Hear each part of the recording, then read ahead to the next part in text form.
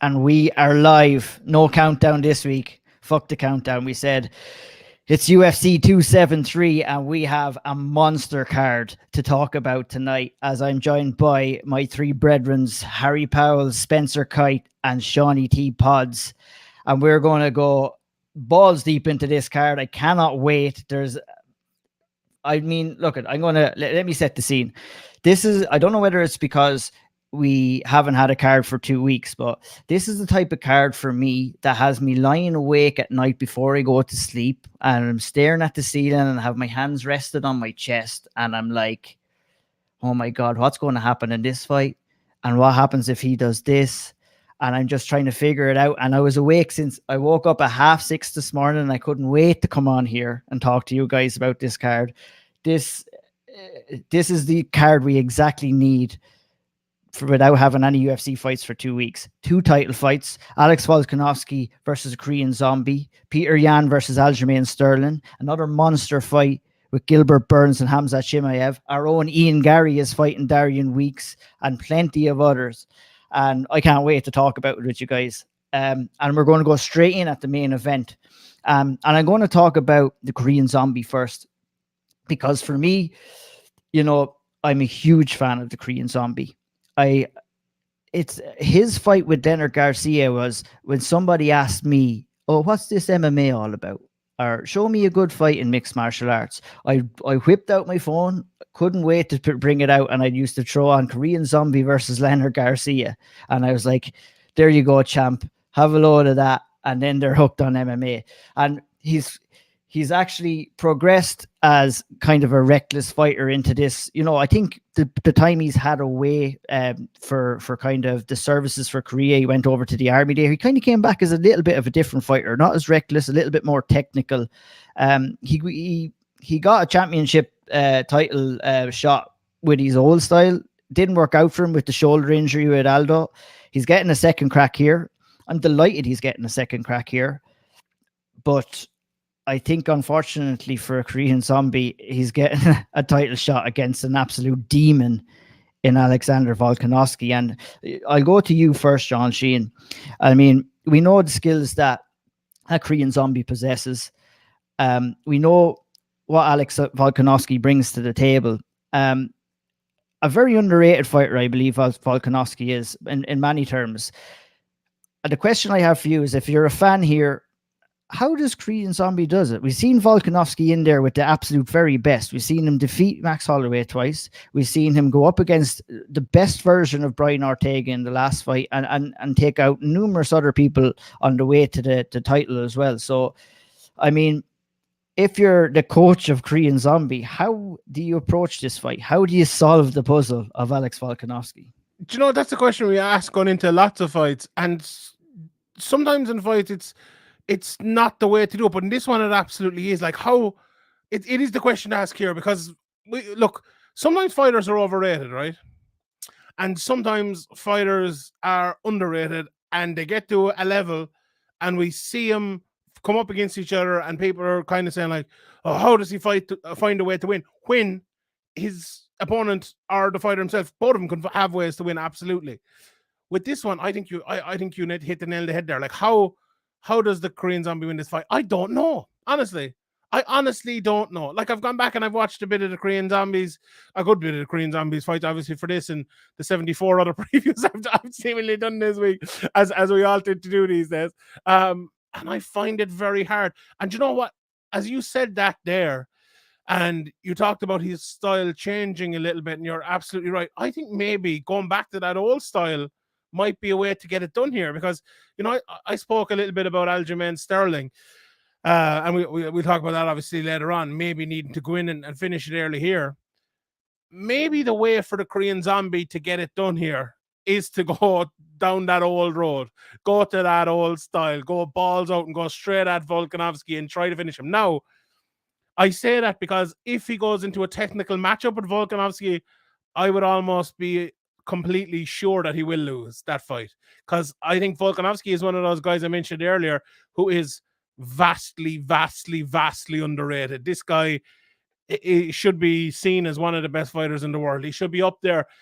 near the top of the pound for pound rankings, and I know they're mythical rankings and all, but there are fighters above him on those who are not as good a fighter as he is. And I think I've said this before, but I think it's because he's a harder fighter to understand than other fighters because he is so good. And it's sometimes harder to break him down and explain to people why he is so good. Apart from saying he's so technical, it's very hard to hit. He hits you, and it's also harder when he's just fought Max Holloway twice, because Max Holloway is so good. And you're saying, oh, well, he didn't finish him. It was a close fight. I have to have a close fight with Max Holloway. Do you know how good you have to be? Now, is the Korean Zombie good enough to have a close fight with Max Holloway? I'm not sure. Is he good enough to have a close fight with Alexander Volkanovski this Saturday night? I don't think so. So for me to answer your question, I think the way he gets it done is to go out, go balls out, and try his best to get that finish early. Yeah, indeed. I'll go to you next, Harry. After I'll go to Spencer first. I mean, I'll get to the nooks and crannies with you about the fight. I just want to talk and ask Spencer, why do you feel, Spencer, that Volkanovski isn't really getting the credit that he deserves? There's not people shouting from the rooftops. There doesn't seem to be a super big buzz anytime he fights. I love watching him fight. Like, I mean, anytime he goes in there, he sets an unbelievable pace. Fight IQ is excellent, and has the heart of a lion as well. He truly is really great. And it's about time, I think, we start talking about him as one of the greatest 145 pounders of all time. Yeah, I mean, that part to me is indisputable, right? Like he's beaten the other two guys that would be on the list. So if it's a 3-man list, he's beaten the other two. He's 3-0 against those other two fighters, being Max Holloway and Jose Aldo. Part of the reason that he's underrated goes to what Shawnee T. Pods was saying earlier, right? He's sort of a hard fighter to define and to explain why he's so good, because there isn't one area that is just lights out. You can't say, well, he's the best grappler in the division, or he's the best boxer in the division, or he's any of those things. The things that he's so great at are he's got an off the charts fight IQ, and tactically, in terms of, and especially in terms of his in-fight management of things, it's unmatched. Like, he makes adjustments better than most. I mean, better than just about anybody, in my opinion. And I think he is maybe the best fighter in the sport right now. The other part of it, and this is just my opinion as one Canadian sitting here having opinions, being asked these questions, is because people love Max Holloway and they don't want to love the guy that beat Max Holloway. And people love Brian Ortega and they don't want to love the guy that beat the bejesus out of Brian Ortega. I mean, you saw that in Houston, right? Like, Volkanovski's up 3-0 through 3 rounds, beating the absolute face off of Brian Ortega, and the crowd in Houston just starts chanting Ortega. Now, there's Latin influence in Houston. Ortega is from a Latin background, things like that. American. Don't want to cheer for the Australian guy against a bunch of American. But, like, this is one of those fights to me where if we're going to see him be supported, this might be the opportunity. But that's not going to be the case because he's facing another super fan favorite. And I think he's just going to be that guy. And he's talked about it, and he's sort of accepted it, that, like, I'm done trying to win everybody over and please everybody and do all the things that, you're supposed to do in order to become a fan favorite. He's got a great YouTube channel. He's a great presence on Instagram. I love his cooking stuff. I've talked to him about it. We've had a few laughs. I think he should make some Stupid Little Bulls shirts and run that hashtag out there all the time. I think he's phenomenal. And I think this should be the kind of fight and the kind of performance where a lot of people are forced to give him his due. Because if he goes out and smashes the Korean Zombie the way that I think he's going to go out and smash the Korean Zombie on Saturday, there's no way to not give it to him, but people will still not give it to him because that's just the way it goes. Absolutely. Yeah, it's well said, Spencer. I mean, I love his personality too. And he actually did say that at the press conference before the fight, is that he's not trying to be anything anymore. He just wants to be himself, and he doesn't give a shit about what anybody else thinks.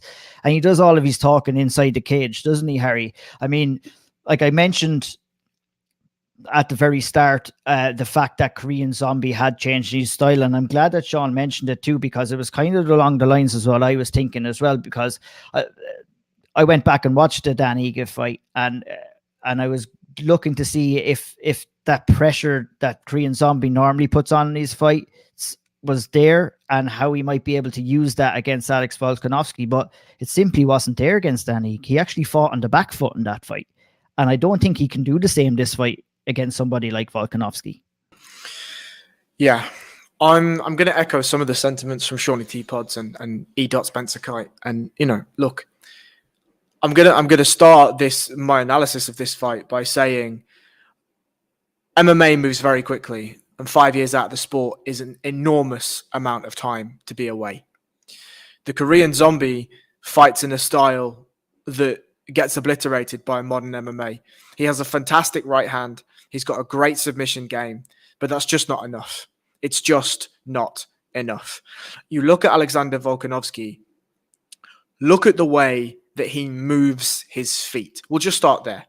Look at the way he moves his feet. He's never in a lateral line. He's always cutting an angle. His feints force you to bite. His leg kicks are fantastic. He's always striking up. Like the Ortega fight, and this is going to be an interesting wrinkle in this fight, I think, is the height difference. In Ortega, look at the way that he was able to bridge that gap. He starts with leg kicks. He circles off. He forces Brian Ortega to take a step forward. He meets him in that gap. He is making fighters do things they don't even know that they're doing. In a recent fight, in a recent interview, Volkanovski was saying with the Aldo fight, he had to force Aldo to square up constantly. Because if you stand and trade with Aldo, you're fucked. He's too good, and he's always going to be in a perfect position. His words, not mine. And what did he do? He forced Aldo to make mistakes. He forced Aldo to square up, and he forced Aldo to move. And if you watch the Dan Ige fight with the Korean Zombie, or if you look at, even if you watch the more higher volume fight against Yair, right? Korean Zombie waits. If you wait against Alexander Volkanovski, you're fucked. He's going to batter your leg, and he's going to punch the head off you. He's going to mix in takedowns. He's going to pressure you, and you're going to find yourself behind the doomed quadrant of the cage, where the only way backwards is the cage itself. And that is not a place you want to be, because Alexander Volkanovski will drown you there. He will drown you. Now, if you look at the actual Ortega fight, specifically for Volkanovski, his ability, he establishes this very, very early. And I think this is going to happen in the Korean Zombie fight too. He shows Ortega 3 looks. He catches Ortega very, very far out. He catches a kick and trades a kick back. He catches him in the mid-range when Ortega's stepping in, lands a sweet jab, and then he forces his way all the way inside and lands a nice 1-2. He's telling Ortega immediately, wherever you go, I'm there and I'm better. And I think that's the first thing that's going to happen. Jesus Christ. Lee Hammond would smoke them both. Lads, what are we doing? Fuck me. Sorry, Harry. Sorry. Jesus.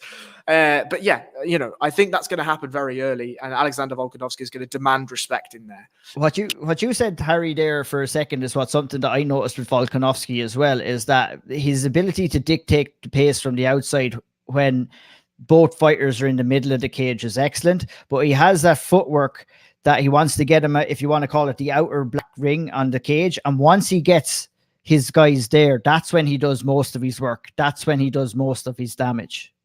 Have you noticed as well, just to kind of echo both the points you're saying there, and Harry mentioned it, and I think you both mentioned it, the height difference here. He actually fights like a very tall fighter, because he kind of, if you think about it, right, the diagonal is longer than the fucking straight, and he fights from like a back foot to like a front hand in a very kind of stretched manner, where he can kind of come up at fighters like that. And that's obviously by design, but it's a thing that I don't know why I keep saying this point about Volkanovski, but I think he's a harder fighter to just understand why he's good, because of small things like that.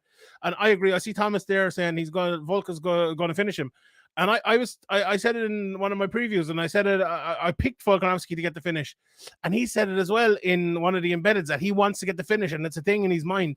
And do you know what? Having listened to Harry talk there, and Spencer and yourself, Ian, as well, I think he could do it. I really think he could do it. It's kind of set up for him to do it, I think. This is kind of an exciting guy who will go and like we can, hindsight is a great thing, but we're thinking that Korean Zombie is going to stand and bang with him. So it's set up for Volkanovski. Another thing that amazed me about Volkanovski was his gas tank. The man just does not get tired. And especially with the pace that he sets as well. He definitely has a third lung or something hidden in there somewhere. But I mean, I think we're all singing off the same hymn sheet here. We're all thinking that Volkanovski is going to go out there and get the finish and further cement himself as the featherweight great, which brings us down to Spencer's favorite division, the bantamweight division. And man, when we're talking about great fighters, let's start talking about Peter Yan again. And also, look, I want to talk about Yan a little bit first. I think he's absolutely excellent. I think he's excellent. On the attack, he's excellent. You're not safe when you're standing in front of Peter Yan. You're not safe at distance. You're not safe in the pocket. You're not safe in the clinch. You're not safe when he's underneath you. You're unsafe when he's on top. He's just dangerous everywhere. If he's not punching you in the face, he's kicking you in the leg. If you think you're going to get in and clinch him to kind of teeter some of that damage, he's going to trip you up. He's going to sweep you. He might throw the odd old illegal knee and headbutt as well, you know. And to be honest, when you're talking about Peter Yan, I think he's had two moments of madness in his career so far, and that was the knee against Sterling in his last fight, and the last fight against Sterling, and when he threw the headbutt against Magomed as well. The headbutt pretty much cost him the fight in the last round. He threw the headbutt, got docked the point, and it probably cost him his first defeat. So I mean, without those two moments of madness, Peter Yan hasn't really been touched, and he's a phenomenal fighter. Going on to Aljamain Sterling, I think some of his critics were a little too harsh in the first fight. I thought he didn't do terrible, but he didn't do great at the same time either. He did way better than people give him credit for. He's going to be way better. Yeah, no, he's going to be way better. And I mean, the antics after the fight, and we could talk about it for 5 or 10 minutes. There are antics there that didn't play any favor to him in his likability charts. And I think, I mean, this is going to be a close fight, and this is going to be a really, really good competitive fight. And I'll go to you first, Spencer, and I just want your assessment on the kind of game plan that Aljamain Sterling brought into that first fight, which was, I believe he wanted to fight at a pace so that he could not allow Peter Yan to set and land these heavy shots. And unfortunately for Aljamain Sterling, he was not able to last that pace because he looked tired. And I think, should he do the same thing coming into this fight? Or do you think he should fight more in spurts? So he went into that first fight, and I talked to Aljo before this fight. He went into that first one, had a not great weight cut, and then a terrible day sort of getting himself ready for the fight. Didn't eat a lot the morning of the fight, felt off all day, and thought, I can go out here and sprint out to a 3-round lead, just go all gas, no breaks, put it on him while this guy that is historically kind of slow to get started and takes his time making his reads and things like that, sprint out for 3 rounds, get up on the cards, and then try to hold on. And those are his words. Just try to survive the last 10 minutes and win a decision that way. And he couldn't do it. And he's said in hindsight, like, it's a bad decision. It was a bad approach.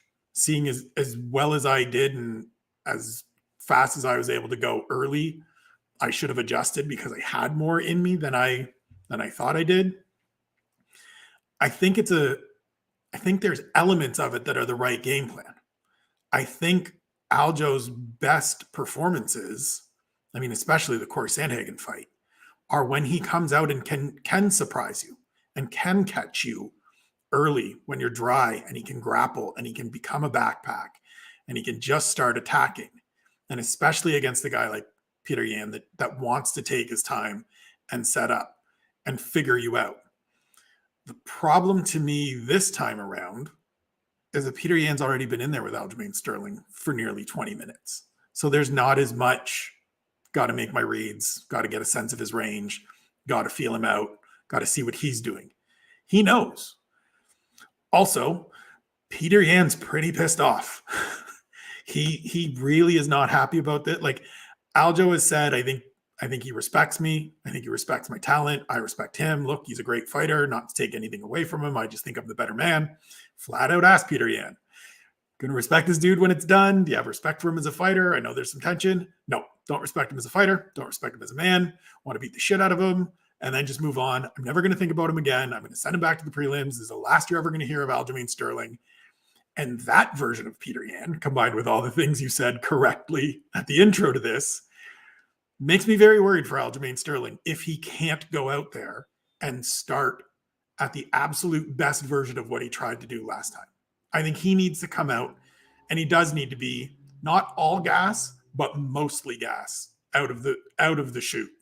Get out there and try to get on Peter Yan and try to finish him early. Try to build a lead and then see if you can not necessarily hold on, but if you can get up 2-0, then you only got to win 1 out of 3, and your chances are better. If you come out and you're down 0-1 or you're down 0-2 to this guy, there's no coming back. Because he gets better as it goes on, and he's just going to keep putting it on you. And I don't think Aljo has the striking skills to go into that kind of fight with Peter Yan. This needs to be grappling early, get some of that buildup in his body, wear him out a little bit, make him defend, put it on him and get out to a lead, or ideally finish him, and then see what happens. But Peter Yan is, I mean, the scariest thing for the bantamweight division was Peter Yan fighting Corey Sandhagen and beating him the way that he did, because that was one of the questions, right? Well, this guy hasn't fought a top 5 guy yet, and haven't seen him, and Aljo did okay against him early and whatever.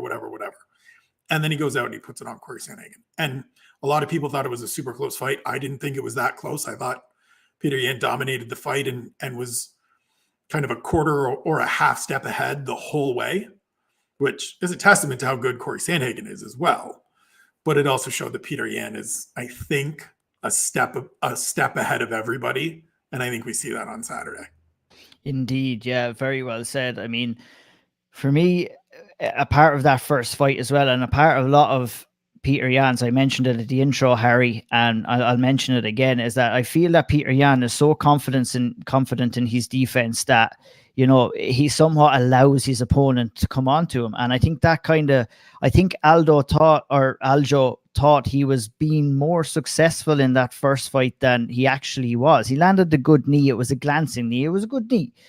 But he also threw and thought he landed a lot of punches, a lot of arm punches. Yeah, Yan got out of the way of a lot more. He's checking leg kicks. You know, he kind of lulls his opponents into this false sense of security and gets them to kind of drain their tank through attack.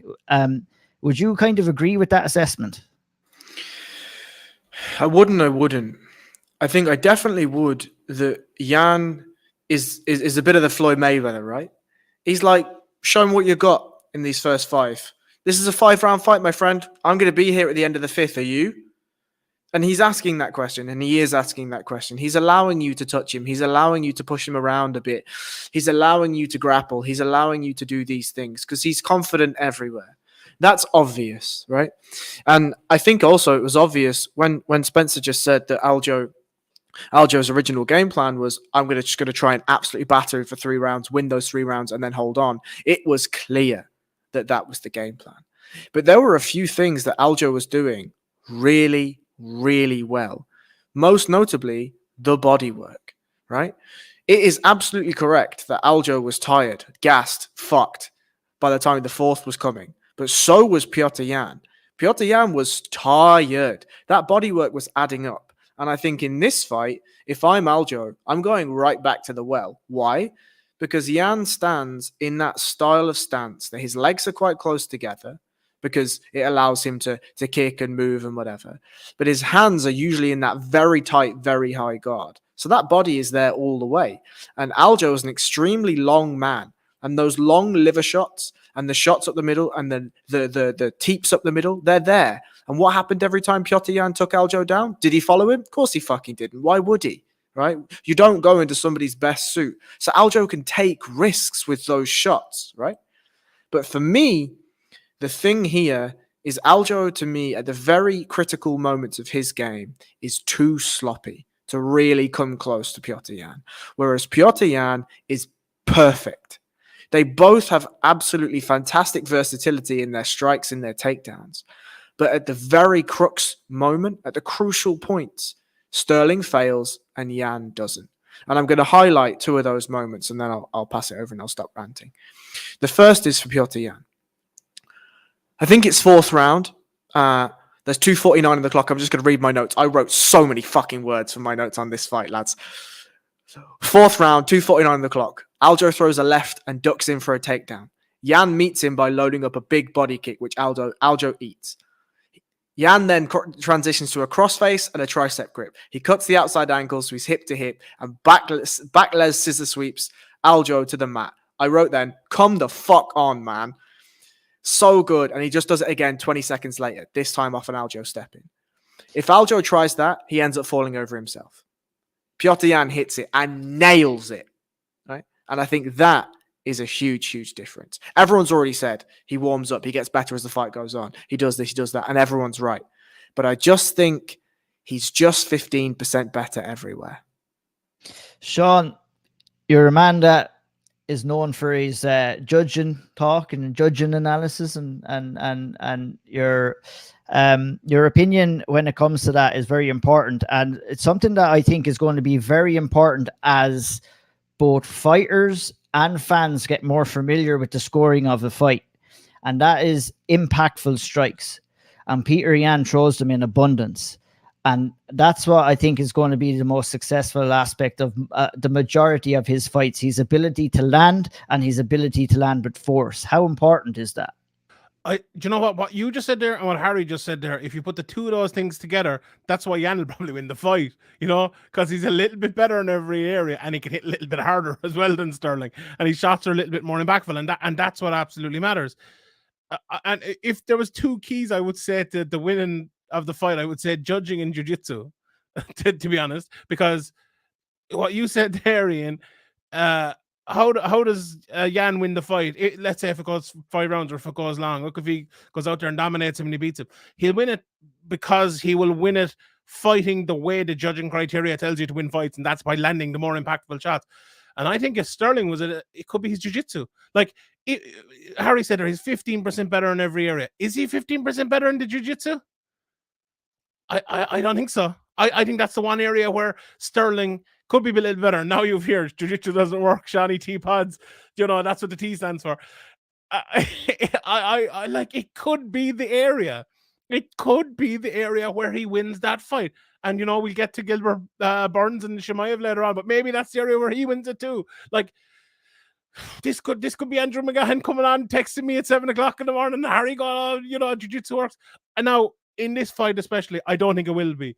But if you ask me in the start, how does the Korean Zombie win it? How does Aljo win it? I think that's the way he wins it. If he is to win it, and Spencer talked about coming out quickly, and he said he came out quickly in the first round. I think he needs to come out. No, he doesn't need to come out quickly. He needs to come out at 1,000 miles an hour and win that fight early. Harry, your point 100%. If that doesn't work, add up. Go to the body, go to the body, go to the body. But it won't matter. It will not matter. Jan has a better gas tank than him. If this fight goes late, look, he could land a spinning back kick in the 5th round and knock him out. But if it goes late, Jan is winning that fight. If it goes to decision, because of the exact question Ian threw over to me, Jan is winning that fight. He needs to get it done, and he needs to get it done early. And the one thing I think with this, and I never say this, and people who listen to the SevereMMA podcast know it as well, mentality. I never question someone's mentality if you're an MMA fighter. If you go in there and you can get fucking punched in the face to get to this level, I would very rarely question your mentality. The way Sterling has reacted to that first fight, the way he acted at the end of the first fight, we all know it. He was acting. He got hit. Okay, he got hurt very badly. He's joking about this Oscar in there. He could have won a fucking Oscar for what he did at the end of that fight. And I'm not saying he wasn't hurt, and I'm not saying the fight shouldn't have been stopped, but he played it up like fuck. And he knows he played it up, and he's trying to play it off afterwards. And I don't think that's a good, healthy thing to do. Look at him in embedded the week of the fight, and he's wearing this jumper with an Oscar on the back of it and everything like this. It's like it's still in his head. Like Jan is not even talking about it. Like the fans don't even care about it anymore. We're moving on to the next fight now. Let's see him fight again. Yet Sterling is like, it's like he's our ex-girlfriend. He's still thinking about her. Like that is not a good mentality to have coming into the fight. And that doesn't lead me to believe that he has the mentality to believe you can go out and finish one of the best fighters in the world in round one, which is probably the game plan he needs to win this fight. Back Peter Yan if you're backing someone. Back him to the ground. I think I couldn't agree more what everybody said there. And that will lead us on to the next monster fight. Sean brought it up. He teased us. Let me take a drink of my imaginary glass of water before this one, because this is an absolute belter of a fight. I cannot wait to see what happens here. I think the theme possibly of this pre-show is questions. And we have a shit ton of questions that we need answered about Khamzat Chimaev. I'm going to bring the first one to you, Spencer. And I'm going to put it to you this. And you can correct me, I cannot think in recent times of a fighter that has this much potential and who has been taken such a leap in competition from one fight to the next. I think it's extraordinary, and I think that I just can't wait to see how he handles it, how he deals with. Like, Gilbert Burns is an elite level welterweight, no doubt about that. And now we're going to find out how good Khamzat Chimaev is here. Yeah, I mean, for me, this is the one I've been waiting for. I've been openly slow to accepting Khamzat Chimaev as this conquering hero that everybody, goes out and smashes John Phillips and then beats Reese McKee on short notice 10 days later. And everybody says, this guy's the greatest. And my reaction was, why? For beating two dudes that have a combined one win in the UFC. Like, Reese McKee, I think, is a good prospect. And look, like in the Irish lads now. Hey, he's a good prospect, and I think he will be back, and I think he's talented. That was a terrible assignment. Just a terrible no-win situation. And to get cut after two fights and one of them be that one is just ridiculous. So I'm not slagging Reese McKee. Shout out to Skeletor. But even then, going out and beating Gerald Meerschaert, right? Who I think is a good dude. As we were talking about off air, quality journeyman in the middleweight division. Been around forever, 50 some odd fights. Good guy, perfect measuring stick. Okay, this guy's not just beating up guys that don't at this point belong in the UFC. The win over Li Jingliang was a little bit different though, because we know the level of the Leech, right? I don't necessarily think he's a top 15 guy, though he's ranked, but he's quality. He's been around for a while. He's 34, fought a lot of guys, and he goes out and pitches another shutout. Good journeyman. Yes. Yeah. He picked Li Jingliang up like a child. He picked him up like a child and put him down. I couldn't believe it. You can't. So it's one of those things, right? We're going to hear them more and more in the next couple of days and throughout the broadcast. 112-1. That's his striking differential. I mean, it's ridiculous. There's no way around it. He has been absolutely dominant. And now, as you said, we get to find out if this escalation of going from a guy that's sort of in the lower third of the top 15 to a guy that fought for the title a year ago is something he can deal with. And this is the question that I've been waiting to see answered. This is the one I've been waiting to find out. I will jump on my Substack on Saturday night and say, I've been wrong this whole time. He is the greatest prospect ever. He is the conquering marauder of this division. And oh dear God, look out if he goes out and does the same to Gilbert Burns. I don't think he'll do the same to Gilbert Burns. I think he can win the fight. I think there's more than probably a 50% chance that he wins the fight. But more than anything, I just want to sit down and see it. And I want to see it against a guy of this level. Because we know, as you said, that Gilbert Burns is outstanding. And it takes a lot to beat Gilbert Burns. And if Chimaev can go out and beat Gilbert Burns and beat him handily, I think he probably jumps over Leon Edwards and gets the next title shot. Oh, controversial, but I can definitely see that terrible and shouldn't happen, but it will. Absolutely, I agree. I mean, after Chimaev's last fight against Lee, I think I did tweet out that I wanted the Gilbert Burns fight next. I don't want to be waiting around, and I don't want to see him beat another top 15 guy, I don't want to see him beat a top 10 guy. I think he's he's created this hype through his performances, through his personality. And why beat around the bush? Why wait around? Let's get him in there. Let's fucking find out. And now we are going to find out in 2 days' time. And I can't wait for it to happen. I'm unlike yourself, Spencer. I'm a very excitable guy, as you can see.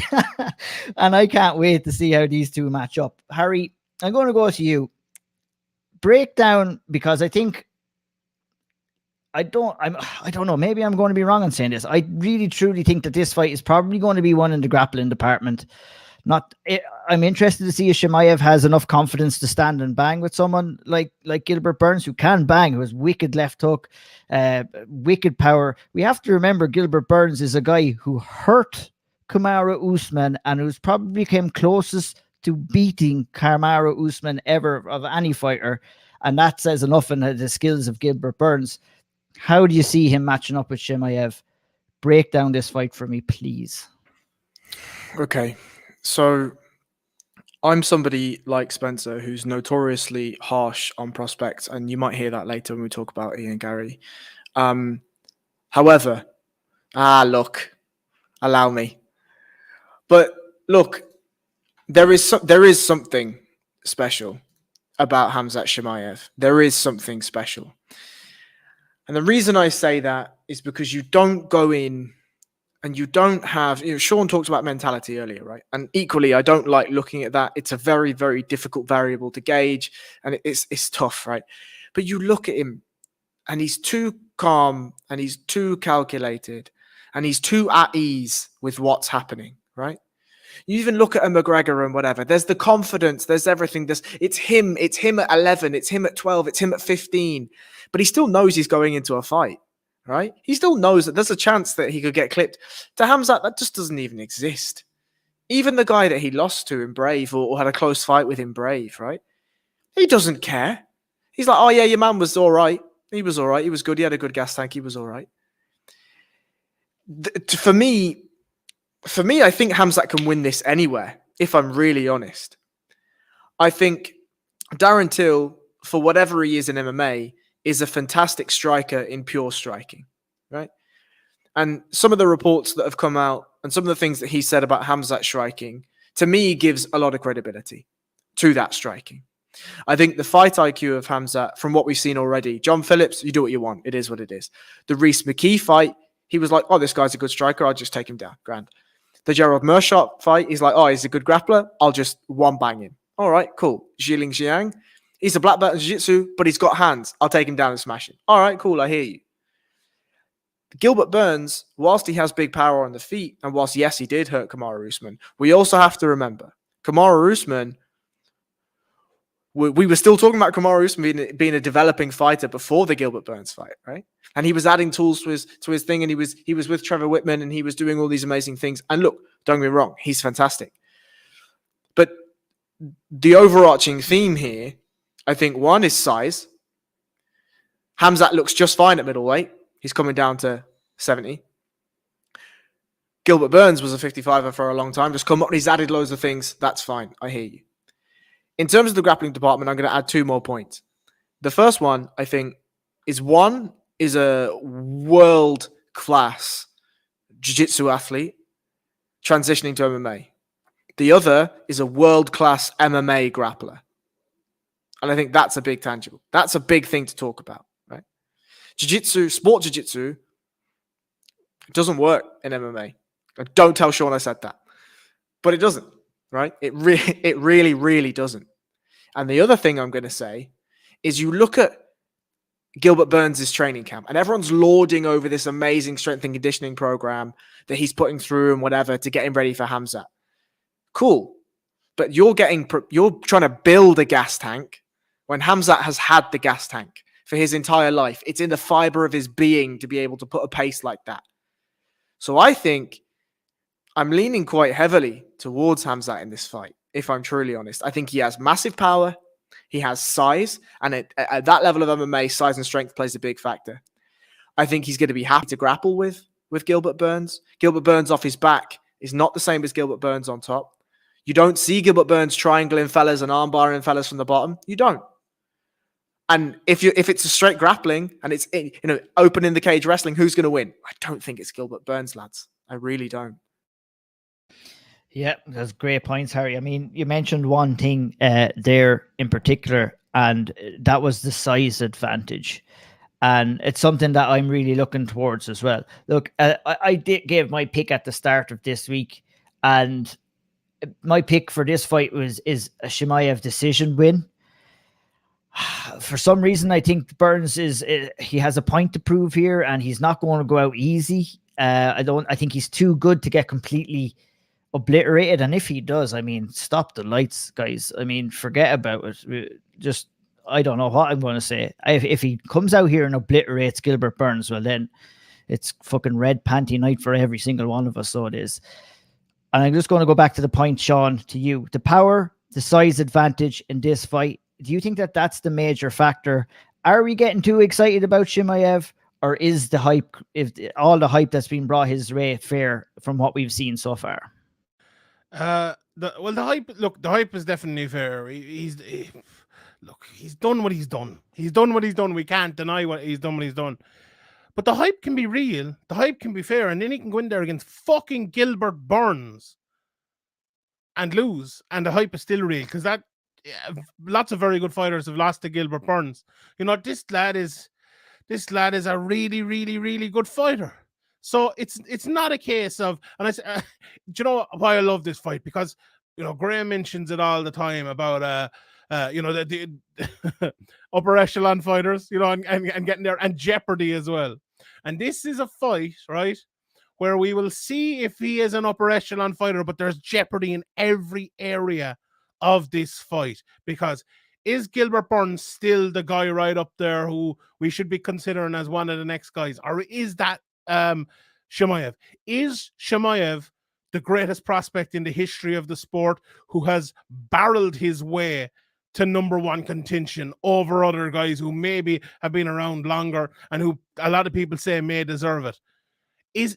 This is what we will find out. Now, we will find out for some people if Chimaev is real or not on Saturday night, but those people are fucking idiots, because you can't, that's the one thing we can find out, right? That's you know, we can find out that he's rubbish on Saturday night, right? Because Gilbert Burns can make great fighters look rubbish.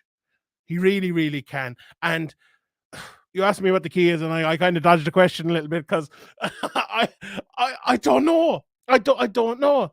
Like, it's one of those mysteries again, isn't it? It's kind of that's, I mean, like, how is this fight going to go? It could go one of a number of ways, really.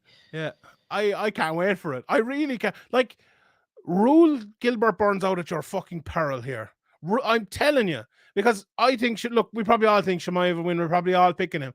But I wouldn't be at all surprised if Chimaev, you know, took him down a couple of times. Chimaev was going great for him, and then he stuffs one takedown. The start of this, you know, midway through the second round, maybe the start of the third round, there's a bit of strike, and he's doing that, and then gets clipped with a left hand like he's never been fucking clipped with before. You know, there isn't many fighters who get to what could be really, you know, and we all maybe agree, and this could be a number one contender fight here, that have never been punched once. I think Spencer said earlier on in his UFC career. Not many people get there. Let's see if he fucking likes it, you know. And let's see if Gilbert Burns can put it on him. Let's see if Gilbert Burns is that guy who can clip him. And, you know, not clip him necessarily, knock him out or knock him down or anything like that, but hit him a damn fucking hard clatter, you know, as Conor McGregor would say. And as Harry was saying earlier on, there isn't even a thought in his mind that he's going to get punched. Well, do you know what's very bad for someone who doesn't have a thought in their mind about getting punched? Getting fucking punched. And that's what I hope happens. You know, I take no sides. I don't care who wins, as long as, you know, if it's a good fight, if it's a good battle. But I hope he clatters him once. And then we'll see something.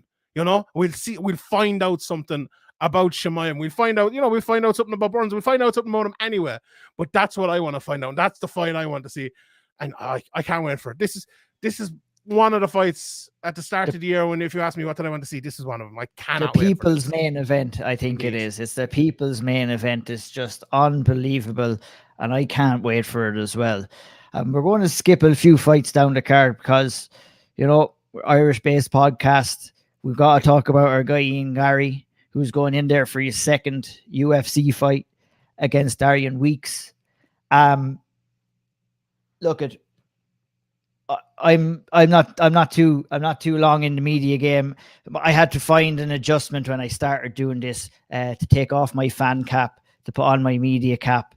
Sean has done the same. He's done excellently through the years. He's been there around for Conor McGregor. But I can't help it, Sean. And I know you're the same. Whenever we see an Irish guy going into that octagon, no matter how much of a neutral point of view you want to have, there's just that little extra bit of excitement, and there's just that extra maybe little bit of hope, and sometimes there's that extra little bit of delusion as well. So now I'm going to go to Spencer, and I want to get your opinion on Ian Garry as a proud Canadian man looking at this young Irish prospect coming through. What do you see? I certainly see a fighter that has the upside and has the raw tools and has the fundamentals and all the potential. I fucking hate that word and I was trying not to use it. All the ability to become a terrific fighter and to become a contender. His size for the division is great. His length for the division is great. I think he showed some kind of intangible things in that first fight. It takes a lot to debut in fucking New York City, Madison Square Garden, massive fight card, tons of hype, tons of attention. Your fucking nickname is the future. Ask Macy Barber how that works. And still go out there and deal with getting punched in the face and getting bloodied up and Jordan Williams being maybe better than you thought he was going to be and hit maybe a little harder than you think he's going to hit you and still find that right hand that put him down. I'm also, as Harry pointed out earlier and as we discussed earlier, someone that's hesitant and tentative with fighters. I don't have the Irish ties you guys do that, you're going to jump out and be like, Ian Garry's the fucking best ever. Exactly. The Olays. I don't have that tie. We don't have any Canadian prospects right now that I can get all crazy about, and I never do anyways because there hasn't been a really great Canadian prospect since Rory McDonald. I think he can get there, but I'm very curious to see this fight. We were talking off air about this fight a little bit. And if Ian Garry is the fighter that he's purported to be and may develop to be, then he crushes Darian Weeks. He goes out and this is the statement fight. This is the one that takes 90 seconds. And he just goes out and House of Fire puts it on him. We're done here. But if he doesn't do that, and this turns into 2 rounds, 3 rounds, it's not necessarily a bad thing because I think Ian Garry is always going to benefit from further experience. But it prompts me to do all right, let's rein this in a little bit. Not that he can't get there, but it just, he doesn't get the Hamzat treatment, right? He doesn't get the accelerated push. The other good thing that I've always appreciated about Ian Garry is that he's the first one to say, I've got time. I'm not in a hurry. Give me the slow road. If he's as good as he thinks he is, we think he is, he has the potential to be, there's going to come a point where he's not going to get that slow road anymore. You can't just continue to take the slow road. So I think this fight for me more than anything is kind of figuring out which of those lanes he's going to be in. Is he in the slow road? Is he in the medium lane? Or is he over in the fast lane where, Jesus, this kid is the next big thing and let's just strap a rocket on his back and see what we got. Indeed. Harry, you kind of teased us with an opinion earlier on. Do you want it, Sean? No, I'm just giving the thumbs down to Harry's opinion. Sorry. Because we know it's coming. We know it's not always going to be sunshine and flowers. Right? What do you think of Ian Garry? What's your overall assessment? You kind of teased us earlier on, thinking that he has some work to do before he gets to the top. Yeah, and I suspect that Ian would probably agree with a lot of what I'm about to say, and I think actually I echo what Spencer said. Ian has a lot of the raw tools. His physical frame, I'm repeating what Spencer said. His physical frame is fantastic. He has some really lovely, slick hands, some great kicks. The way he covers distance is really, really nice. I thought the defensive grappling on display against Jack Grant was really brilliant, actually. Everyone was saying, oh, look, Jack Grant's the grappler. He's this great jiu-jitsu guy. He's going to expose Ian Gary. And Ian was like, that's really cool. Watch this. And that was very impressive to me. Now, I don't think it was Jack Grant's best fight, and I don't think it was Jack Grant's best performance specifically on the ground, but Ian still went in there with the injury. We forget that, with a crazy injury to be going into a title fight in, and performed the way he performed. Incredible, amazing stuff. The Jordan Williams match showed me potentially that, as Spencer said, he didn't take Jordan Williams quite as serious, or maybe he overinflated his own opinion of himself. And in that fight, what did we see? We saw him get caught. We saw him in a little bit of a sticky spot. And you're right, he came through it, and he came through it really, really well, very impressively. But the gimme fight on your debut in Madison Square Garden, a striker, and you have to come over the adversity. You have to come over. You look a bit gun shy. You look as if in the first 15, 25, 30 seconds, he was like, oh shit, lads, this wasn't what I thought it was going to be. Does he battle back? Yeah, he does. Now, Darian Weeks is a fighter, as we've already said, and I'm gonna hammer this home, is sloppy on the feet. And I mean sloppy. Gary should, and I think will, find shots early. And if there's one thing we know about Ian Gary, he hits like a Mack fucking truck, right? Darian Weeks, he's got some takedowns, I guess. He was able to get Barberina down for a period of time, and Barberina did well to get back up, use Kimura grips, use this, use that. But there was no chain wrestling, really. And Darian Weeks sort of bundled himself into these things and found himself in double legs and whatever. Ian Gary's way better than that. He's way better than that. I think actually the most impressive thing in the last little while that I've seen from Ian Gary is the defensive grappling. He's a hard motherfucker to take down. And when you do take him down, it's hard to keep him there. I think overall, he's built a personality that's larger than the skills that he currently has. And that's fine. He's got mad hype. Shorty, come on. Can he build those skills? Of course he can. He's made an incredibly smart decision by going over to Sanford. He's in a room full of incredibly skilled fighters that are going to be giving him the right looks, the right reactions, and building him in the right way. But do I think he's a Hamzat level a prospect right now? No, I don't.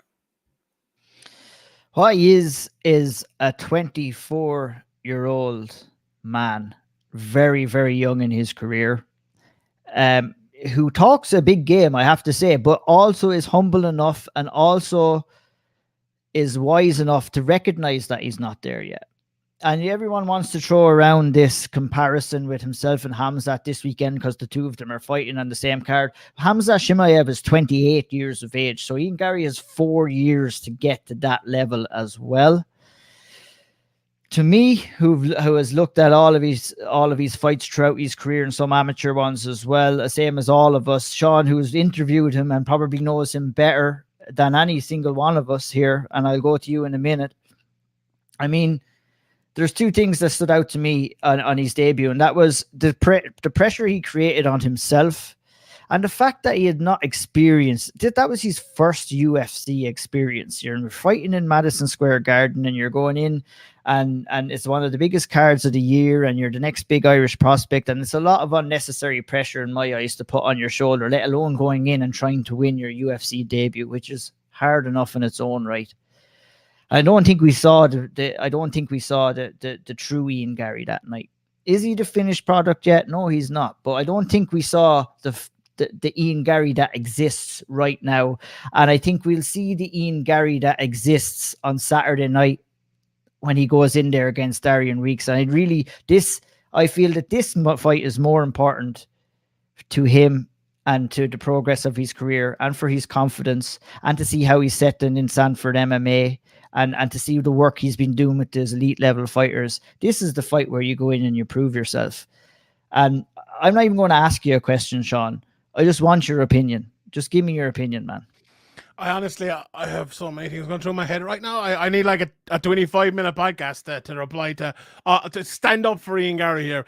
Come on. Let me just take off the tricolor for a second and speak about it. And I'll give a few all before that. But look, when we've found ourselves in a position over the last few years, as Ian kind of started off this chat talking about, with lots of Irish fighters, being thrust into the limelight, and obviously we get them on the podcast, we talk them up, which you could call supporting, but I feel like we always do a good job of talking about them inside the cage as if it's fighter A versus fighter B. And let's do that with Ian Gary. And one thing I must say, and it might sound like I'm standing up for Ian Gary a little bit here, but I would say this if it was someone else too. I remember one of Ian Gary's fights, his second or third fight, myself and Graham went on the podcast, and he got hit hard in one of the fights, right? And we said, Graham said it actually, it wasn't me, so I won't take credit for it. He was like, he got hit hard. He needs to stop getting hit like that. If he gets hit like that, it'll be problems for him in his, career going on. And the next time I interviewed Ian, I was kind of said to him, "Oh, you got hit," and he was like, "Oh yeah, I heard that in the podcast, and you're fucking pricks, or whatever." Jokey. The next fight, he comes out in the next couple of fights afterwards, and he improved massively. Ian Gary's a guy who looks at himself, sees the issues, and goes out and fixes them. I spoke to him the other day. I goes to him, Ian, and this is exactly what I said to him. Ian, I watched your fight last night. I just wanted to ask you, what do you think of it, right? I made no assertions. I said nothing about it. And what did he say back to me? I was fucking shit. That's what he said, word for word. And he gave his reason. I heard you talking about Aljamain Sterling earlier on, Spencer, and I don't believe a single fucking word of what he said about being sick and going out trying for 3 years. I don't believe a word. I do believe what Ian says, so maybe I'm a little bit biased there. But you could see it in him, though. Like, he saw fucking Bruce Buffer. I remember the first time I was ever at the UFC, and the Who came on, and I was sitting there, and honestly, it was like I was lifted above the octagon. It was a surreal, out-of-body fucking experience, and I was sitting in the crowd in Dublin. He was in that octagon with Bruce Buffer standing here, 20,000 people. And if you remember as well, he had never fought under a crowd like that. Cage Warriors down in Cork, in a place I did my fucking college exams, with all due respect to them, where there was 900 people, 1,000 people. He had never fought in front of a crowd like that. And he fought badly for 2.5 minutes. And absolutely. But is that a fair reflection of where Ian Gary is at his career right now? I don't think so. I do not think so. And if it was, I'd say it was. Like Paddy Pimblett. But people will give me plenty of stick for talking about Paddy Pimblett and saying, or like James Gallagher after he got knocked out. We were saying before that James Gallagher has issues in that area of his game. And I asked him about that last time I interviewed him and everything like that. Look at Ronda Rousey even as well. People, me included, were saying she had issues before she got knocked out and everything like that. Look, Ian Gary is a fighter at a stage of his career where he is not Khamzat Chimaev yet. He is not going to take that rocket ship to the very, very top yet. And I don't think he should. We've a podcast coming up. Myself and Harry literally recorded it before we did this about journeyman, but about rising your way up to the top. And as Spencer said, Ian Gary is trying to do it the right way. He is trying to get the right fights. And luckily, the UFC, I think, are giving him the Jordan Williams fight. It was a good test for him. He got fucking punched in the face 10 times. He ended up winning it. So that's what you want. And I think Darian Weeks, I know Harry's kind of shit all over him there a little bit, and that's his right to do. I don't think he's a great fighter, and I don't disagree with most of what Harry said, to be fair. But I think he is not necessarily, I wouldn't say a tough matchup, but a tough matchup to look good against at times. He stands way back. He keeps out of the fire. I saw John Gooden put up a thing about the mad MMA phrases that people say, and someone said, fighting fire with fire. Like, that's not a good thing. You shouldn't be doing that.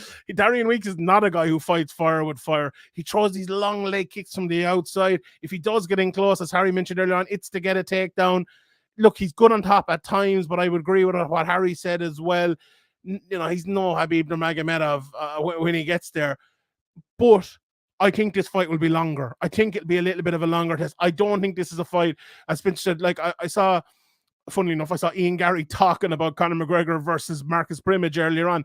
I don't think it's going to be that. I don't think it's going to be Ian Gary going in there, jabbing him up, this guy running into uppercuts and getting, falling back like fucking Austin Theory taking the Stone Cold Stunner at WrestleMania. I don't think it's going to be that. But I do think it will be more experience. And do you know what Ian Gary needs right now? He could do it 3 rounds. He could do it. Do you know what? He could do it 2.5 rounds maybe to go through this fight, win those first 2 rounds, like maybe get the finish in the 3rd round. Also, that might be my bet of the week on Sherdog. Brought to you by BetUS. But anyway, that's what I think of that. Have I any other points to make? I probably do. I probably have loads more of them. Ian, what you think? I think that they're valid points and very well said. And I think that we covered Ian Gary from all angles, and we do want to be fair in our assessments too. You know what I mean? Like, that would be my assessment of Ian Gary. I think he's like, Sean might know this statement, he's like Aaron Roder. He's not there yet, but he's getting there. And I'm just going to jump in, right? I'm just going to fucking defend myself, Shawnee T podcast. Go fuck yourself. Fuck Wales. Jack Shore can go fuck himself. I like Owen Elliott though. He's a nice guy. Like, I just, I'll reiterate, like, I actually think Sean and I are saying similar things in that I think Ian Gary absolutely has all the skills in the world to get there. I really, really do. Experience is what Sean was saying, and I agree completely with experience. I think the first matchup and the second matchup now are fantastic. I agree. I don't want him to go in there and do what Spencer said and blow him out in 90 seconds because the UFC will strap a rocket to his back and send him to the moon. I would like to see him go 2.5.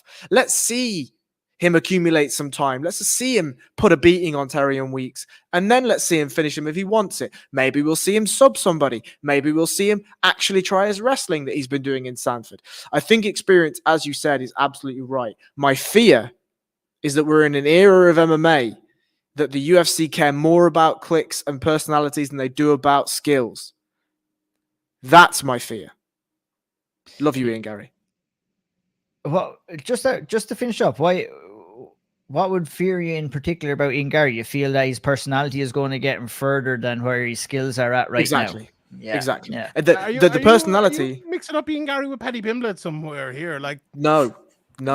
Like, I don't think Ian Gary has been like stuck on a rocket ship in terms of no. That's not what I'm saying at all. No. In terms of his exposure since his first fight, like.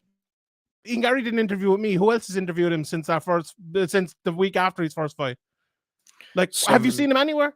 Like, but he hasn't been anywhere. He's the last fight of the prelims on a big pay-per-view card. Like, this is the showcase. And if he goes out and blows this kid out of the water, and they can say, well, he's 24 and his nickname is the future. Like, we're going to get a Ian Gary package on Saturday promoting this guy of. No, but my point here is Ramundi wrote the Conor McGregor related tangential piece this week, right, on ESPN.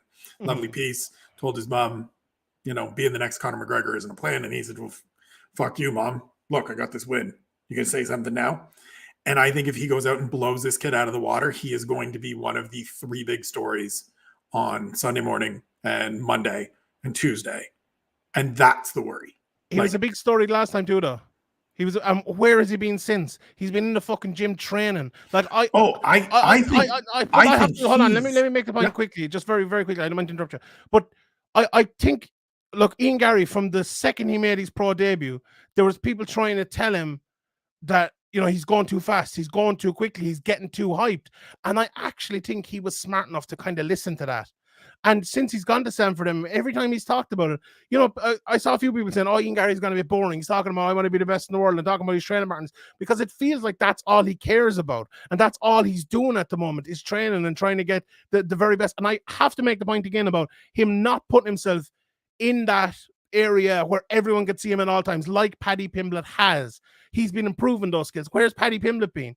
That is I think that's the difference. And Ian Gary, I think at this stage of his career, has a fantastic ability. Harry, you said it. He's good wrestling. He's good jiu-jitsu. He's good stand-up. He has to improve in all those areas, defensively, striking. If you take away that first few minutes against in his last fight, it's an area he has to improve on anyway, but it's an area everyone has to improve on to get to the very top. I don't think it's like a deathly deficiency as it is for someone like Paddy Pimblett, but I do think that he himself has realized that the fighting needs to come first before the hype, and won't let that hype take him away until the fighting is there. 100%. And that's why he's training at Sanford MMA, one of the best gyms in the world right now, because he recognized, you put yourself into that company, I feel, to develop those skills. Sorry for interrupting you, Spencer. No, no apologies needed. This is what we're here for, to argue and fight and bicker, and we know it's all love at the end of it anyways. I was just going to say that so it's not that I think Ian Gary is going to look to be hyped and to be pushed and to rush. I think he is making all of the right decisions. I think the fact that he is in a room where Michael Chandler is going to beat the shit out of him and big brother him all the time in every way possible, and also put him under his wing and say, these are the steps you need to take, is 100% the right idea. I'll compare it to bantamweights, right? Sean O'Malley and Corey Sandhagen didn't debut too far apart. Sean O'Malley comes out, big performance on the Contender Series, big hype behind him, and gets a win, and all of a sudden it's Sean O'Malley. Nobody said shit about Corey Sandhagen beating the hell out of Austin Arnett, finishing him with lovely body work. They should have. Corey Sandhagen retreats into the gym, works with a great team, continues to build. It's just slow, steady progress. I want that for Ian Gary. I want him to get exactly what he wants, and I love the fact that it is what he wants. My concern is what Harry said, is that at some point, what he wants isn't going to matter, or is going to be brushed aside or forced aside, because the UFC wants Sean O'Malley's. They want Paddy Pimblett's. I hope it doesn't happen. I hope I'm wrong. I hope he gets 3 years to get 8 fights under his belt against an increasing level of competition where he can build up cage time and he can continue sharpening those skills. You're 100% right that he has laid low. He has been in the gym. He has just been golfing, getting married, and doing work. Perfect. Love it. All for it. Wish him the absolute best. I worry that in the period we're in right now, where stars and names are in such short supply and in such great demand, that if he goes out and has one of these transcendent, one of these blowout performances, we get sort of the same thing as everybody that watched Paddy Pimblett beat Kazula Vargas and go, oh my God, Paddy Pimblett. When we sit here and go, shit performance, pushing this guy for. Can I just ask you though, what let's say, right? No questions. No questions at this time. The Sandhagen and O'Malley comparison, right? Sandhagen laid low, he said nothing, and ended up in a fucking title fight and fighting in some of the biggest 100%. fights in the world. And O'Malley's right. So it's I think Ian Gary, if he progresses the way that he could progress, if he's given the opportunity to develop and his development remains sort of the way we've seen it thus far, he will get there. I think he will be a top 10, top 5 fighter. All the skills are there. I just don't. We've seen a lot of really great prospects get rushed and then not reach that level. I hope it doesn't happen to him. It's funny, actually. We had this discussion a couple of weeks ago. I think maybe all 4 of us or somewhere anyway. No, it was on the Speaker's Corner podcast about putting cards together and the UFC having time to put cards together or not. I actually don't think the UFC have time to push people anymore or care about doing it. If you see, like, the lads that are mentioned, Sean O'Malley pushes himself. He's the guy who's saying, I don't want to take these big fights till I'm getting paid. Paddy Pimblett's working for fucking Barstool now. They're pushing him and he's pushing himself. Look, the UFC, we've seen it with McGregor is the greatest example. He has his own documentary team, has his own everything. And next thing the UFC get on it. Paddy Pimblett is here. Next thing the UFC get on it. O'Malley the same. If you're Ian Gary, right, and I'm not saying he will take this decision indefinitely. What I have seen between the last fight and this is that he's taken a decision to stay off social media. His wife is an expert in that, as he said yesterday on social media, and she does a great job of it and probably takes a lot of that off of his back and helps him a lot with it, even though she's got a lot of criticism from a lot of different people, very, very unfairly in a lot of different ways, from certain areas. That probably actually helps him in lots of different ways, so he can concentrate on it. So if I agree with your point, Spencer, that if that push is there, it could be harmful. But I don't think it will be there in terms of the UFC. If he wants to do it himself, the UFC will strap onto that and bring him, go win him. But I just think that UFC, like, not giving a shit as much as they once did, will actually benefit him if his decision is to do what he did between the last fight. Now, if he decides that, look, I want to be on the fucking Apprentice after the next fight, and I'm going to move back to Dublin, and I'm going to be out every night, and I'm going to be on every show, and I'm going to do every podcast, and I'm going to be like fucking Colby Covington and never turn down a podcast appearance and just be seen everywhere, then that could be a problem. But if he doesn't do that, I think he'll be okay. Now, having said that as well, sorry, and I you know, this has actually been a good discussion, so I'm not sorry. So, and I think we all have had a great time. This has been great. This has been brilliant. Fantastic.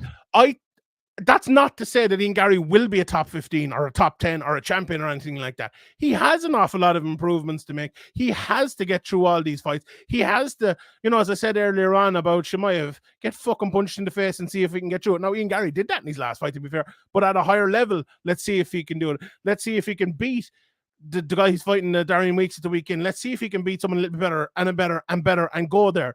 All those steps have to be taken. I'm not coming on here saying Ian Garry is going to be a UFC champion, he's going to be ranked or anything like that. I'm going to tell you what I've been telling you for the last few years, that Ian Garry is a top prospect, and he could be that. Will he be that? There's only one person who can answer that question, and that's fucking Ian Garry on a Monday morning when Cyborg Santos is on top of him and, you know, tearing the fucking head off him, or he's getting jabbed in the face by Kamaru Usman. Let's see if he can come through that and improve and start jabbing the face off Usman. If he can start doing that, then we can talk about him being a champion, but there's a long road to go. I don't think anyone, none of us were really, I'm just reiterating the point for everybody else. It was like, I don't think anyone was ever saying that. I think the best that Ian Garry can hope for in the short term now is that UFC are trying to probably build him into a position where he can go back to Dublin and headline a fight night card. And that will help in his progression. And I think that's what his focus should be right now, and not title fights. And he hasn't really said that. He'd said it in the past in interviews with Sean about beating Kamaru Usman and everything like that, but he's said a lot of things down the line as well. But where he's at right now, and what I'm hearing from him right now, is that he knows he has work to do, and I want to see him go down that slow road as well. And I think, would you it's been a great conversation. I mean, fuck, guys, we're 1 hour and 10, we've gone through 4 fights, but fuck it, that's it, let's go. Would you agree with that, Sean? I mean, the slow progression into building his stardom in Ireland as well, I think, is a small goal that Ian Garry has to meet right now. And getting one fight Saturday night, being victorious, possibly another fight, maybe one more, then a Dublin headline slot. I was just about to say that. Yeah, I was just about to say that. Get him 2 or 3 more fights towards the end of next year, maybe the start of the year after, if they're coming back to Dublin. Like, he could be a top of that card, but you could see a Paddy Pimblett, you could see a Gunnar Nelson or someone like that. It doesn't necessarily have to be Ian Garry, but, you know, there was Conor McGregor headlined in Dublin against Diego Brandao, right? And let's say Ian Garry gets 2 more fights, and there's, you know, some like relatively good name in the welterweight division who's been around for 10 fights. You know, Spencer, you'll probably pull one up for me there, who may be in 2 or 3 fights, that Ian Garry could be a good solid test for Ian Garry in a good fight to headline at the top of a card. I know Cowboy Cerrone versus Ian Garry. Let's go with that one. How about that? How about that as a headliner in 2 or 3 fights up at welterweight again? You know, something like that. I could see it happening. I said to him in the interview, is that something short term? Because look, long term, if it goes all well for Ian Garry, he won't be able to fight in Ireland, because just that's the way it goes. But like the UFC, if they came to Ireland tomorrow, no card announced, they'd fill the stadium. They fill the 3 arena. It's not that big. You know, Bellator almost fill it every time they go there, and they put on good cards. I'm not saying anything bad about Bellator or anything, but I do think short term. I asked him that. Look, I actually, by the way he answered me, I actually don't think it is a short-term goal necessarily in the forefront of his mind. But I think the UFC would love to do it, and I think he would do it as well if offered. And, you know, to Spencer's point earlier, if you want to kind of rocket ship him, maybe that's the way to do it. Like, rocket ship him slowly. That makes no sense. But get him to a fight where in a year's time you can rocket ship him. That's the way to do it. That's intelligent matchmaking. That's intelligent building of a fighter. So the UFC probably won't fucking do it. And you will not hear better analysis of an Ian Garry fight other than what you've just listened to over the last couple of minutes there. That's a fucking fact. Right, guys, like I said, we're an hour and 15 in. Let's try breeze through. Let's lay it back home, poor Harry. has people to go, people to see and places to go. Let's breeze through the card. I'm going to bring it to you, Harry. Talk to me a little bit about Mackenzie Dern and Tisha Torres. Just a good fight at the strawweight division.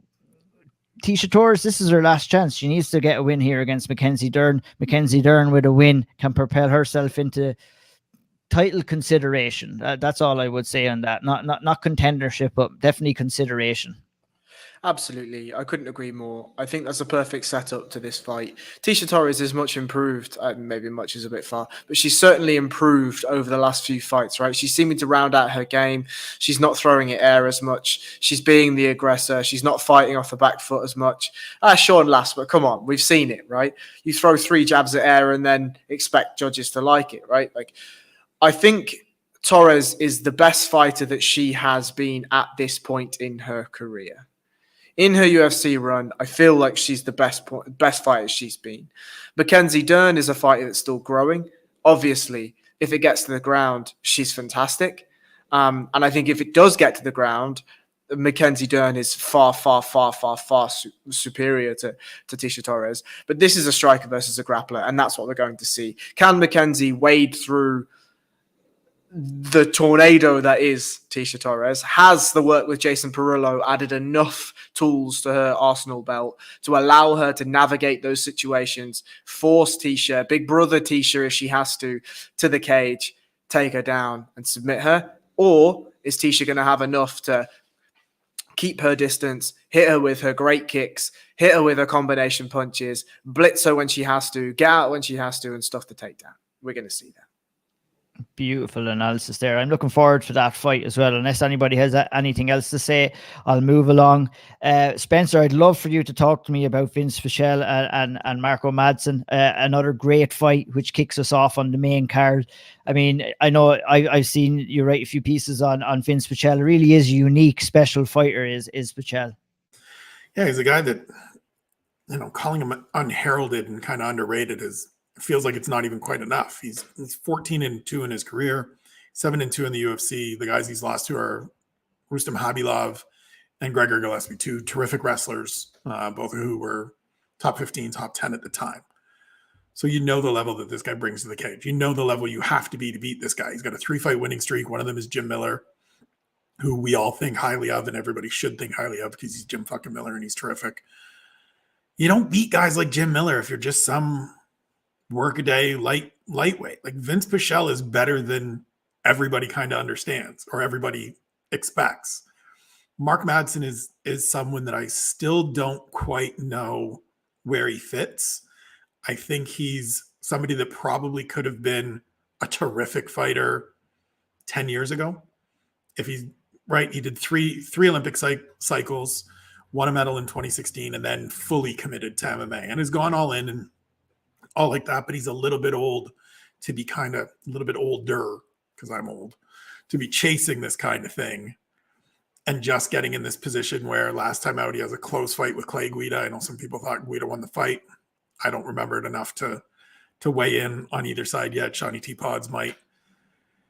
But this is sort of going to be the fight, right? If Vince Pichel can go out and beat a guy that's got a 0 in his loss column, that's got an Olympic silver medal, and he can out grapple him, which I think is what's going to happen, right? That was the eye opener for me with the Jim Miller fight. He goes out, loses the first round, and then he out grapples Jim Miller in the second and the third round and wins that fight. And I just sat back and was like, okay, hang on, I've been wrong. Like, I said it on my, up until that point, I had been wrong about Vince Pichel, and now I'm over here leading a Vince Pichel bandwagon into this fight because I think he's just one of those guys that, because he hasn't fought as regularly as everybody else that was on that season of The Ultimate Fighter with him, Tough Live, the Tough 15 season, where you had guys like Ally Quinton, you had guys like Michael Chiesa, who feel like they've been around forever and we've seen them in 15, 20 UFC appearances.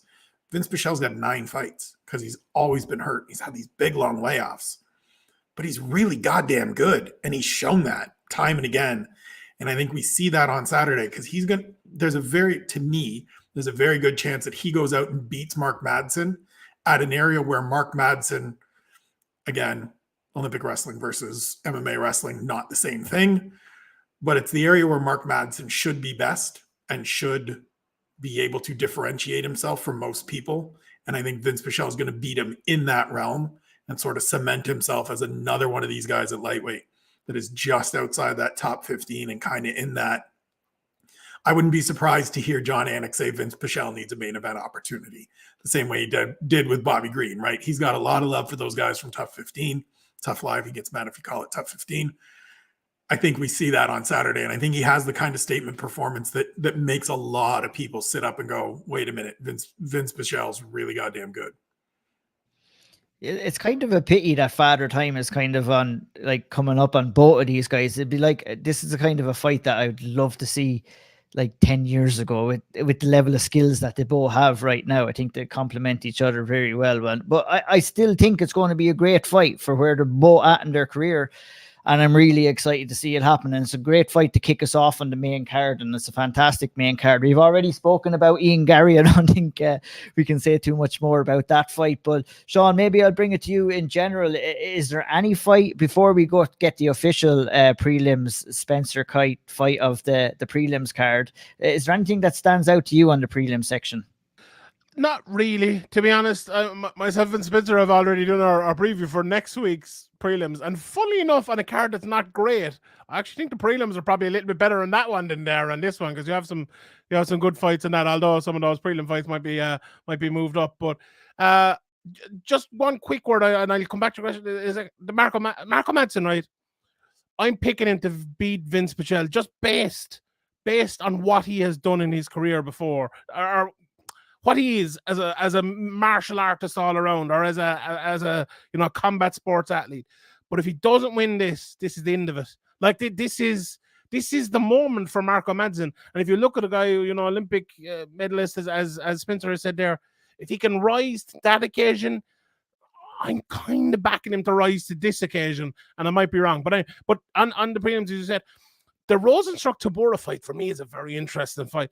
Like, I think that'll go very long for some reason, and I think Rosenstruck will win it. I think he's a pretty good price to win that fight by decision and to go a little bit longer. Now it's a heavyweight fight, so maybe not. But Spencer will probably talk about it better than me. Aspinat versus Raquel. Pennington coming in short notice and being a big favorite in that. That's a little bit surprising to me. Aspinat, I think, I'm interested to hear what you think. I think like a little bit overrated, maybe, but still, when I see her as an underdog here, I'm like, what? How is she an underdog? Even though I call her overrated, but yeah, there's. Do you know what? Another thing I'll say on this prelims, Mickey Gall. This is a big fight for Mickey Gall, because look, the way he came into the UFC, against CM Punk and against our good friend Mike Jackson. It's a big fight for him. He lost to Alex Morona the last time out. He lost to Mike Perry a couple of times, a couple of fights before that. He beat Jordan Williams. He's training with Ian Gary and the others now over in Sanford MMA.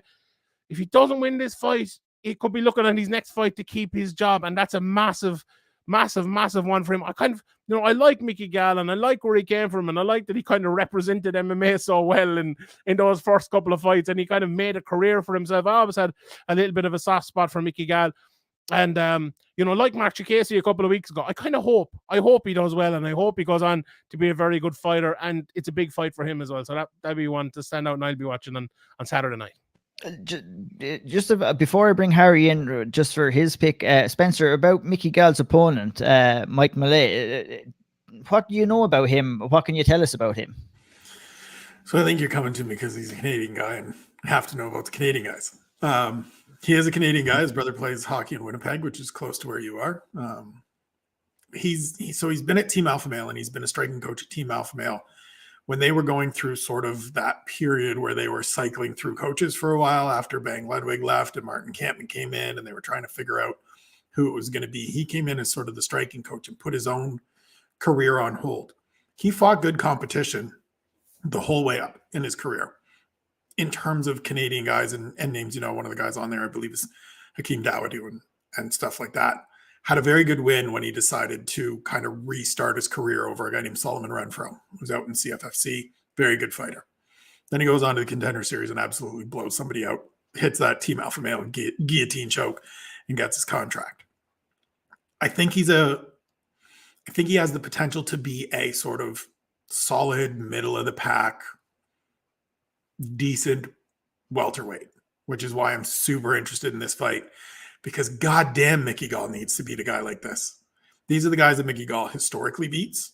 He's lost to the better competition that he's fought. He's alternated wins and losses since the Sage Northcutt fight, which feels like forever ago now. It's crazy that Mickey Gall is 30 years old. I like that he's at Sanford. I hope that he actually settles there, because I think one of the things that has been problematic for Mickey Gall and is problematic for young developing fighters is that they keep bouncing around from gym to gym to gym and don't actually take time to build rapport with coaches and really skill build and really skill develop in terms of functional applicable skills. And I think he's kind of bounced around and just been a guy that's kind of been into the scene a little bit, wants to be seen training with different people, Joe Schilling, Matt Brown, whoever it's been. But I think the skills are there. I think the potential is there. The potential skills are there, but application is another thing.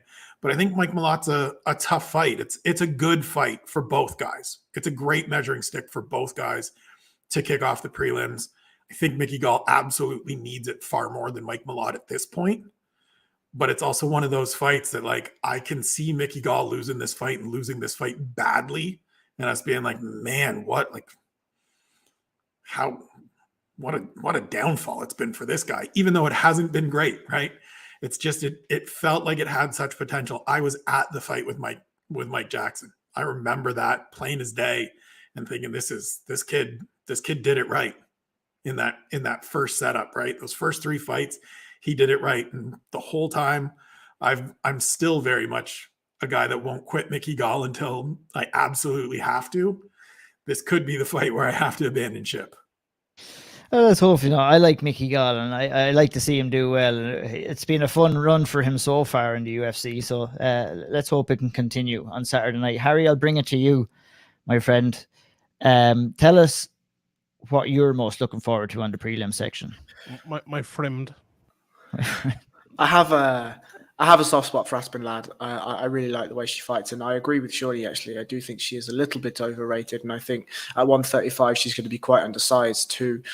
From a range perspective, I think predominantly it's going to be a big problem, but if she's able to employ the fighting style that she's good at, that gritty, hard-nosed, forehead first, in your chest, grindy sort of fight, she'll do well against Pennington, right? And I think this is an interesting matchup. I think it's going to be a grinder. She actually tweeted saying that this is a fight that could absolutely get grimy, were her words. And I like that word. That's a fantastic word. I think I touch on everything again. If Alexei Oleinik doesn't Ezekiel Jared van der Raa, we riot. And that's all I have to say. What about the greatest Brazilian jiu-jitsu artist to ever compete of all time after beating Rodolfo Vieira, Anthony Fluffy Hernandez? Any thoughts on him, Harry?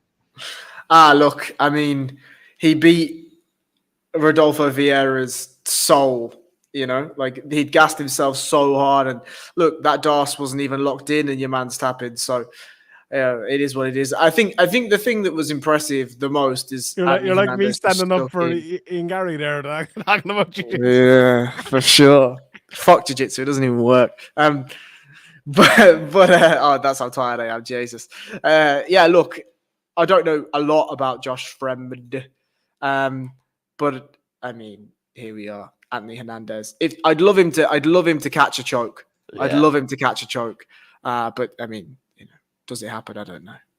Can we nickname Josh? Oh, Fremd. Perfect. Shout out to Blake Harrison. Perfect. Spencer, round us off. Overall, your pick for the prelims fight of the night, please, sir. So I'm going to do the thing where I shout out a couple because I want to give a shout out to Piero Rodriguez and Kay Hansen, because I still think Kay Hansen is somebody that, now that she's got personal stuff and health stuff sorted and she's back down at strawweight, which is her correct weight class, she's 22. She's still got a future. Piero Rodriguez is one of those grimy in your face, going to get after it kind of fighters. I think it's going to be a fun little scrap early in the night.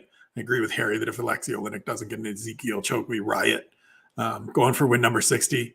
It's been 3 straight fights that he hasn't gotten it.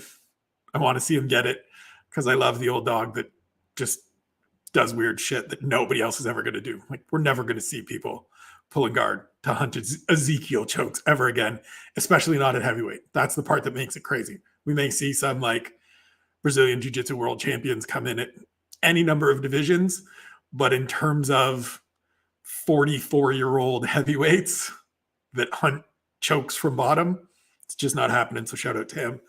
The pick for me is the Aspinat fight. I think she is somebody that is now probably maybe even actually like correctly rated.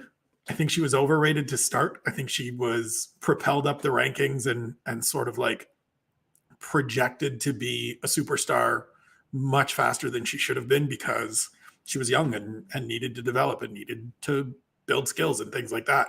And then she got clocked by Jermaine Durandamy, and that kind of slowed. And then she's had a couple of years of really bad weight cuts and really bad management of her weight and, you know, poor professional decisions is the best way I can put it, the nicest way I can put it. But I do think the skills are there. I do think, as Harry said, when she deploys that head down, forehead first style, which is a beautiful way of describing it, she can be a pain in the ass. Like, we've seen her beat, like, she went out and beat the shit out of Tanya Evanger. Now, it's Tanya Evanger a little later in her career, and Tanya's always been kind of hit or miss, but Tanya was coming in off some good performances, and she went out and beat the shit out of her. She had 2 fights in the UFC, her debut against Lena Landsberg and her fight against Yana Kunitskaya, both where they're kind of closer than they should be, and she gets in her corner, and her coach / boyfriend, Jim West, kind of gives her the lecture, and then she goes out and just kind of like turns it on and beats the shit out of them. Not just beats them, not just wins, but like she has a ferocity to her when she's locked in. I think the thing for her is all mental. We've talked about mentality throughout this episode. I think it's mental for her. So the biggest thing for me actually about this fight is Friday. She needs to step on that scale, and she needs to look great, and she needs to have a smile on her face, and she needs to give a big flex and have the guy say 135 or 136. That'd be fine. And it not be an issue, because then it's just go out and fight. Then it's just go get after it, because Raquel Pennington is going to meet her in the middle and is the kind of person that if Aspinat doesn't fight her fight, she's going to get picked apart because she can't beat Raquel Pennington at range. She just can't. She's not a good enough boxer. Raquel Pennington, been in there with a bunch of people, stick the jab in her face. She's looked really good her last 3 fights, solid enough in the clinch that she could work her way out and not spend too much time there. But if Aspinat's healthy, and if she's figured out all this nonsense that has been plaguing her the last couple of years, and she just goes out and fights the way she fights, I think we get a reminder that, holy shit, we thought this girl was going to be a champion or at least a contender at some point, not too far away. And maybe she's getting back there because she's still only 27. Beautiful. Absolutely beautiful. I love it. I hope that happens for her too. I mean, she's had a tough time with weight cutting. Took a lot of shit. People talking a lot of shit as well. It's tough when you don't make weight, but now's her chance. Hopefully we'll get to see her in there fighting healthy on Saturday night. And before we go, one last question for Sean Sheen that's up on screen right now. Do you think that Dern can get a armbar? Do you think armbar? Armbar, do you know who can get an armbar? All Real Nutrition. Get them. Nutrition. I was too excited at the start of the podcast, and I forgot to do the intro, and now I got excited again and dropped the bar. But head on over there to our good friends at All Real Nutrition. Eatallreal.com, enter the code word SevereMMA and get yourself some All Real Nutrition bars, some of the nicest protein bars on the market, no doubt. Thanks to you guys for joining me tonight. I absolutely love doing this. You have no idea, and it's an absolute pleasure every time. Thank you to everybody for listening. I hope you enjoy the fight Saturday night. Head on over to eatallreal.com, code word SevereMMA. Enjoy the show on Saturday night. Enjoy the fights, and yup, me and Gary. Go on. Ole, ole, ole, ole, ole.